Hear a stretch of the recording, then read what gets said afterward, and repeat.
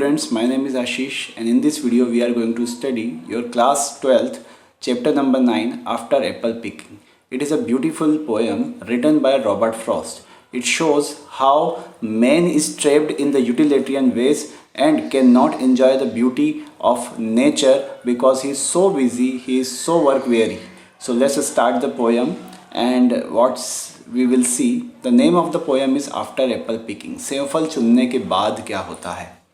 देखिए, पोएम को पढ़ के आपको ऐसा लग सकता है कि रॉबर्ट फ्रॉस्ट ने क्या लिख दिया, सेवफल उठा रहे हैं, सेवफल चुन रहे हैं, लेकिन इसमें क्या स्पेशल है।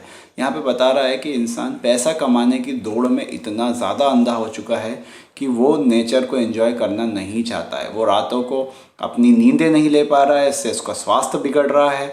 और हमें चाहिए कि हम नेचर पे भी ध्यान दें और हम काम में इतना ज़्यादा ना फंसें कि हम अपने सारी चीज़ों को भूल जाएं।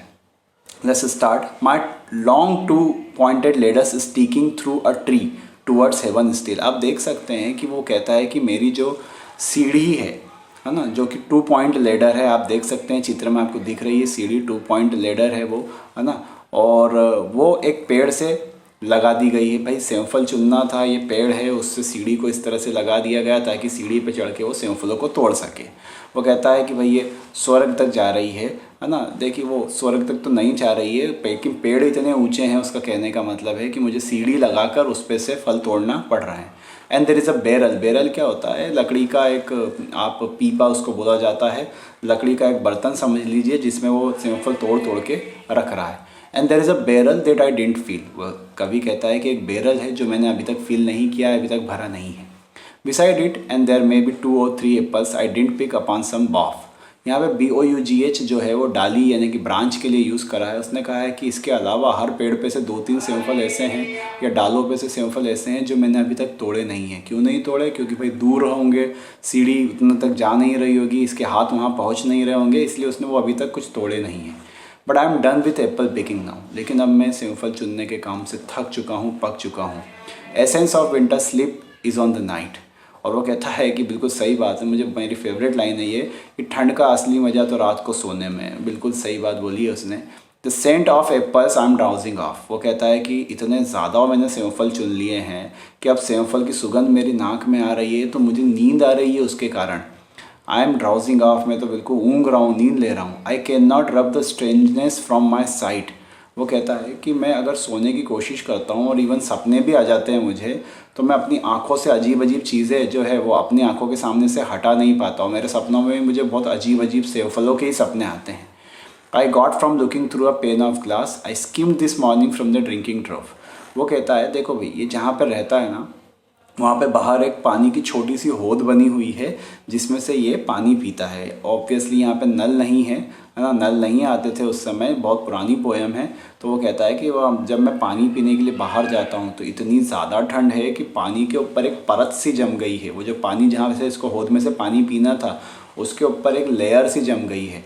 और वो जब उस लेयर को उठाता है तो जैसे कि ग्लास में से आप कुछ झाँकते हो, तो वो कह रहा है कि भाई मैं जब उसमें से पानी पीने की कोशिश करता हूँ तो बर्फ़ की वो परत उठा के उधर देखता हूँ तो मुझे बहुत सारे, है ना, अजीब अजीब चीज़ें उसमें से दिख रही, क्योंकि भाई साहब खुद नींद में है, बर्फ़ में से देख रहे हैं, तो और अजीब अजीब चीज़ें दिख रही हैं।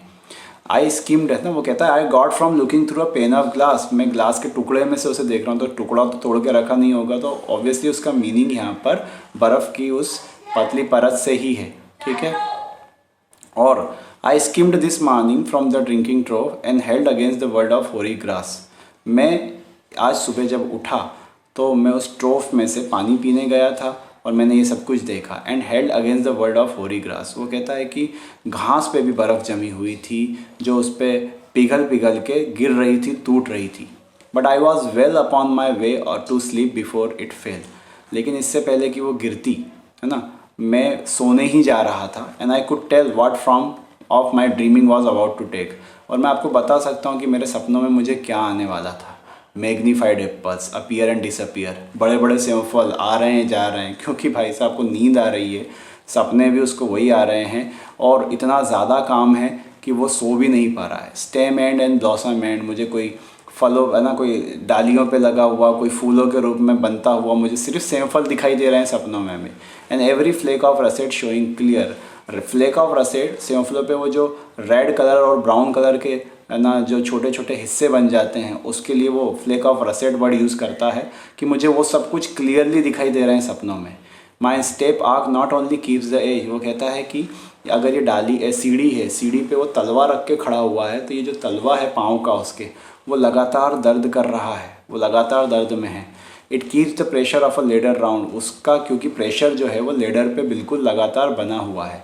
आई फील द लेडर स्वे एज द बॉफ बैंड, वो कहता है कि जब मैं डालियों पे सेमफल तोड़ने के लिए आगे बढ़ता हूँ तो मेरे लेडर बिल्कुल हवा में झूल जाती है, कई बार बैलेंस बिगड़ जाता है।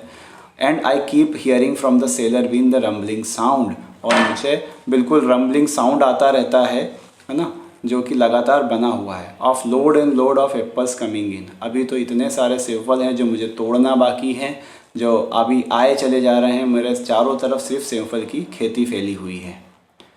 For I have had too much of Apple picking, I am over tired, वो कहता है कि बस बहुत हो गया, इस सेमफल तोड़ने के काम से मैं बहुत ही ज़्यादा परेशान हो चुका हूँ। आई एम ओवर टायर्ड, मैं बहुत ज़्यादा थक चुका हूँ।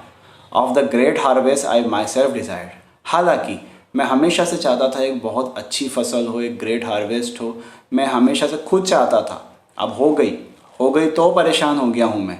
There were 10,000 fruit to touch, अभी तो 10,000 हज़ारों फल हैं जो मेरा छूना बाकी है। इसका मतलब ये है कि सारे फल पके हुए हैं पेड़ पर, सारे लदे हुए हैं, और मेरे को तो अभी इनको टच करना बाकी है।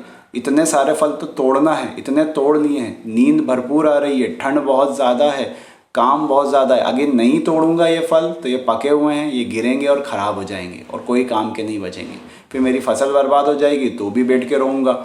अभी नहीं चुने, नींद नहीं ले पा रहा हूँ, तो ऐसा नहीं हो कि नींद नहीं लेने के कारण बीमार पड़ जाऊँ, मर नहीं जाऊँ, है ना। ये सारी बातें वो सोच रहा है, कह रहा है। वो कहता है cherish in hand, lift down and let not fall, मुझे उन सेमफलों को आराम से तोड़ना होगा, हाथों में उठाना होगा, उन्हें गिरने नहीं देना है। For all that struck the earth, no matter if not bruised or spiked with stubble, went surely to the cider apple heap. वह कहता है कि इससे कोई फ़र्क नहीं पड़ता कि फिर जब वो ज़मीन से गिरें तो भली ज़मीन पे गिरने पर उनको ज़्यादा कोई नुकसान ना पहुँचे, अगर हल्के से भी निशान आ गए, हल्के से भी उन पे कट लग गए, तो वो कोई काम के नहीं बचेंगे, उन्हें कोई नहीं खरीदेगा, और वो सीधे साइडर एप्पल हीप में जाएंगे। साइडर क्या होता है, जिसमें से जूस निकाला जाता है। आपने रोडों पे देखा होगा मौसम्बी के जूस वाले, है ना, वो जो साइडर में लगा कर निकालते हैं। तो बोले कि वो सब बेकार हो जाएंगे सेमफल, उनका जूस बना के लोग पियेंगे, हम लोग भी पियेंगे। हो सकता है भाई वो जूस बेचते ना हो, वो तो यूँ ही दे देते हों, इसलिए उनके लिए नो वर्थ के बचेंगे, वो सेमफल बिकेंगे नहीं उनके, एज ऑफ नो वर्थ। वो कहता है कि फिर ये जो सेमफल होंगे जो नीचे गिर गए, वो कोई काम के नहीं बचेंगे। One can see what will trouble this sleep of mind, वो कहता है कि भाई अगर ये नींद जो मेरे को आ रही है, ये जो मेरी नींद है, ये आप देख सकते हो कि ये कितना ट्रबल करेगी मेरे को, मेरी पूरी फसल बर्बाद हो जाएगी। अगर मैं सो गया तो ये फल टपक टपक जाएंगे नीचे और कोई काम के नहीं बचेंगे। फिर वो कहता है what ever sleep it is, ये जो भी नींद है जो मेरे को आ रही है, वर ही नॉट गॉन, अगर ये नहीं गई तो ये ट्रबल पैदा करेगी, ये मुश्किल पैदा करेगी।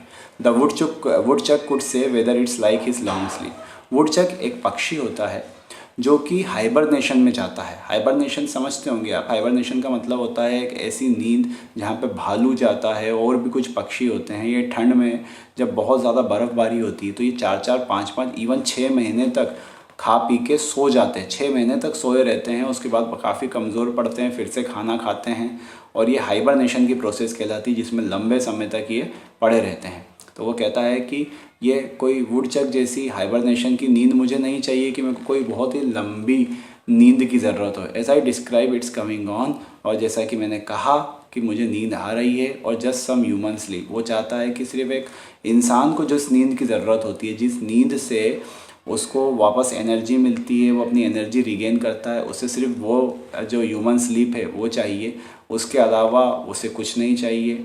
लेकिन वो सो नहीं पा रहा, वो सो नहीं सकता, क्योंकि एक सेमफल की फसल है जो इतनी ज़्यादा हो चुकी है कि अगर उसे तोड़ा नहीं गया, सारे पके हुए हैं, तो वो सारी गिरेगी, ख़राब हो जाएगी, पूरा फसल बर्बाद कर देगी, ये यूँ भी लुट जाएगा और बर्बाद हो जाएगा। तो वो सो भी नहीं सकता, फल भी उससे नहीं टूट रहे हैं, वो थका हुआ भी बहुत ज़्यादा है, ठंड भी बहुत ज़्यादा है, नींद भी उसे आ रही है। ये सारी चीज़ें उसके लिए एक ट्रबल पैदा कर रही है। ये चीज़ें बताती हैं कि इंसान अपने कामों में और पैसा कमाने की होड़ में इतना फंस चुका है कि वो नेचर को एंजॉय नहीं कर सकता, नींद को एंजॉय नहीं कर सकता, वो कुछ नहीं कर सकता।